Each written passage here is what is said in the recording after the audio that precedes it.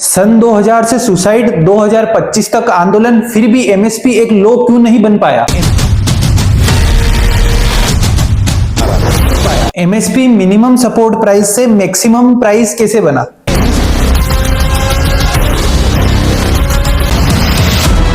MSP के होते हुए स्वामीनाथन आयोग को लाने की क्या जरूरत पड़ी?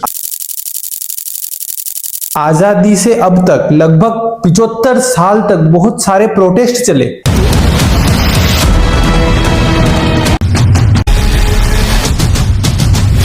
एक किसान दिन रात एक करके फसल उगाता है, फिर जब वो उसे बेचने जाता है तो उसको उसका सही दाम नहीं मिलता। इतनी सारी सरकारें चेंज हुई, फिर भी एमएसपी को एक लो नहीं बना पाई।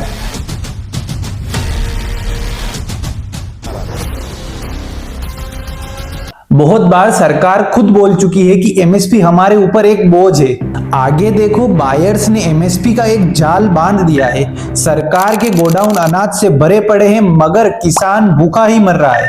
आजादी के बाद किसान जो अनाज उगाते थे उनको लोकल मार्केट में ही बेचना पड़ता था, जिससे जो साहूकार और व्यापारी होते थे वो कम भाव में माल खरीदते थे। इसकी वजह से किसानों को बहुत ज्यादा नुकसान होने लगा था। तो इसके रिलेटेड बहुत सारे प्रोटेस्ट और भूख हड़ताल भी हुई। तब 1916 में government APMC, agriculture produce market committee, इसको लोकल लैंग्वेज में मंडी भी कहा जाता है, तब इसको कानूनी रूप से पूरे देश में लागू कर दिया गया।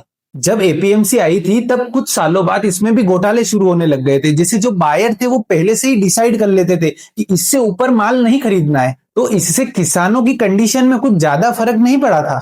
14 जनवरी 1965 को एफसीआई, फूड कॉरपोरेशन इंडिया आया। इसके मेनली 3 काम है: एमएसपी पे माल खरीदना, उसको स्टोर करना और डिस्ट्रीब्यूट करना। अब यहाँ एक नाम आया है एमएसपी, मिनिमम सपोर्ट प्राइस। जब एपीएमसी में किसानों को सही दाम नहीं मिल रहा था, तब 1965 और 66 में एमएसपी लाया गया था। तब गवर्नमेंट ने एक प्राइस डिसाइड किया था, इससे कम अगर आपका माल बिकता है आप हमारे पास लेके आइए, हम खरीदेंगे आपसे।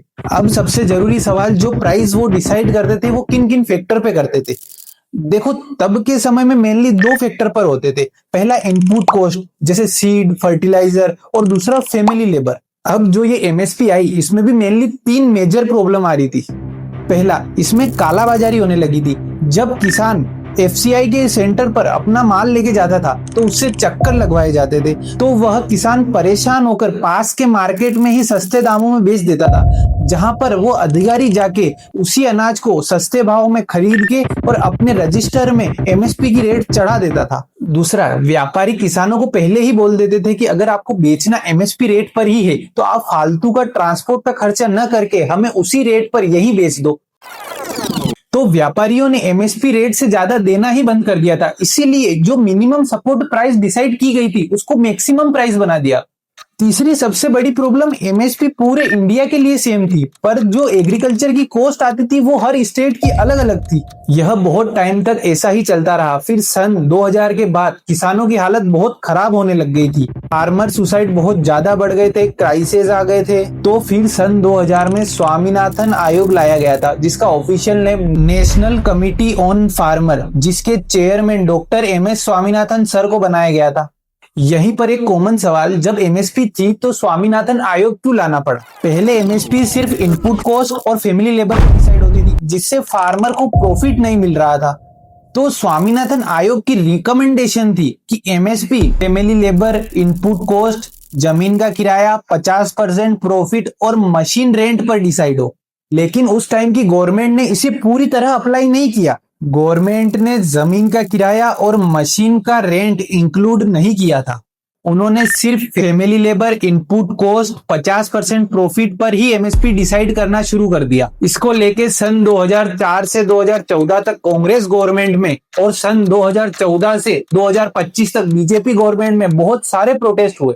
इसमें किसानों की 2 डिमांड है। पहला, एमएसपी को लो बनाओ, और दूसरा, स्वामीनाथन आयोग द्वारा दिए गए रिकमेंडेशन पर ही एमएसपी डिसाइड हो। देखो, बात को समझो, कांग्रेस गवर्नमेंट में भी प्रोटेस्ट, बीजेपी गवर्नमेंट में भी प्रोटेस्ट, तो फिर ये डिमांड किसानों की गवर्नमेंट पूरी क्यों नहीं कर रही? देखो अगर लो बन जाता है तो गवर्नमेंट को ज्यादा अनाज खरीदना पड़ेगा, ट्रांसपोर्ट भी बढ़ेगा, स्टोरेज भी बढ़ेगा और मार्केट प्राइस ऊपर नीचे जा सकता है। गवर्नमेंट ज्यादा प्राइस पे खरीदेगी तो इन्फ्लेशन और महंगाई दोनों बढ़ेगी। शॉर्ट टर्म बजट पर बहुत ज्यादा लोड आएगा और कई बार तो खुद गवर्नमेंट भी बोल चुकी है कि एमएसपी उनके ऊपर एक बोझ है। तो गवर्नमेंट 25 रुपए गेहूं खरीद के उनको फिर 2 रुपए राशन में उनको देना पड़ता है, तो इसमें भारी लॉस होता है। लेकिन गवर्नमेंट को भी सोचना चाहिए कि अभी के टाइम में सबसे खराब हालत किसानों की है। अगर वो किसी और व्यवसाय पर डिपेंड ना रहे तो उनको भूखा मरना पड़े। एक गांव में 5 किसान अच्छे होने का मतलब ये नहीं है कि सारे किसानों की हालत अच्छी है। देखो मेरा मानना ये है कि किसानों की जो खराब हालत है उसके लिए गवर्नमेंट को कुछ ना कुछ कदम उठाने चाहिए। अब सरकार बोलती है कि हमने एमएसपी बढ़ा दी, पर आपने एमएसपी रेट पर खरीदा कितना है वो भी तो बताओ। अगर आपको हमारा वीडियो अच्छा लगा है तो लाइक, शेयर एंड सब्सक्राइब जरूर करें। जय श्री राम।